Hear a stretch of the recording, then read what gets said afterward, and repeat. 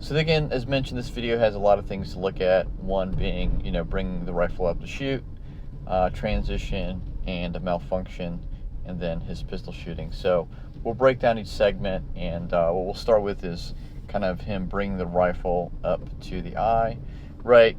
The high ready versus the low ready, right? Low ready is always faster, right? It's less movement. You snap the gun up to the eye and shoot. With the high ready, you're looking at pushing the gun out, pulling it in, and then getting it in line with your eye, and then shooting, right? So it's always a little bit slower. You can be fast with it, but you always be faster with the low ready. So what we're going to look at here is I've drawn a line, two lines. The bottom line represents the alignment of the rifle to the shoulder, and the top line is more or less the alignment of the eye to the optic, right? Ideally, you have, if you're going from a low ready, you're going to snap the gun up, it's going to go right in front of the eye, and then you shoot. So what we're looking here is we have a timer and the lines for alignment. The camera does start moving a little bit at the end of the clip, but we're going to look at the time it takes him to snap the gun up to his shoulder and his eye, and then break the first shot, right? So let's check it out. So on the 0 is where I think he could shoot, right? He snaps it up, pushes it out, pushes it back. He doesn't move his head very much, which is awesome, and he lines it up very nicely with the top of his shoulder. Why do you want to have it in line with the top of his shoulder? If it's too low in your shoulder, you're going to end up overdriving the rifle. So you go to a low ready, you bring it up. Because it's low in your shoulder, it's going to go past the target and come back down, waste time. And then you have underdriving, where the rifle is too high in the shoulder, right? And what happens is it starts hitting your face first.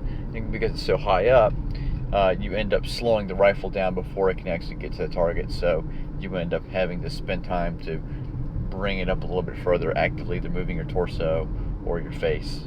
Adds more time. So at the 0, he could shoot, right? Push it out, bring it back, and shoot. Now let's take the actual amount of time. As we scroll forward, ends up being about almost 3/4 of a second, right, that he's waiting on target. This is what we call his fishing, right? What he's doing is confirming that the target and the sight is correct, right? I know he's shooting a small target.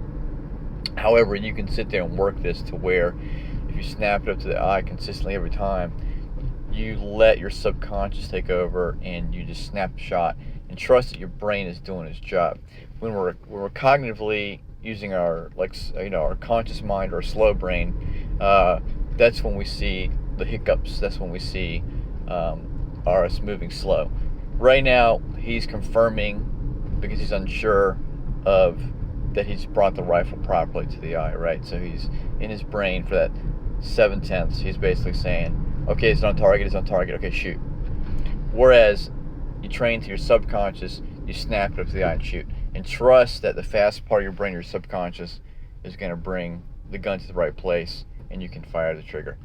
Now, that doesn't mean you just move the gun and you shoot willy-nilly. This is something that you repeat at a conscious level over and over and over again. So when it comes time to perform at high speed or in a situation where you're going to use this stuff for real, you don't have time to think about it. You don't think about it because your fast brain does all the work for you because it's much more capable than your conscious brain, right? So that was kind of my tidbit on that. I could get and nitpick a little bit into his the recoil. I would say if he drove his shoulder, see that movement right there, his shoulder. If he drove the shoulder forward more and pulled in tight, he had less of this movement, right? Getting pushed back from recoil is not having forward lean and leverage. It's also that the rifle basically is kind of doing like a little mini shove, and it shoves you. And over subsequent rounds, it pushes you back more and more and more. One thing I also did want to note is that if you see where his face is at right here, let's mark it. He does have to move forward a couple inches, right? If he had his head at that blue line, and he can do that by not just only moving his head, but just moving his hips forward an inch or two. It's going to give him that little bit much more leverage, and he won't have to move his head at the same time. Again, this is kind of why this high port or high ready is slower. You're moving more. You're moving the gun out and back. You're moving your head, etc., etc.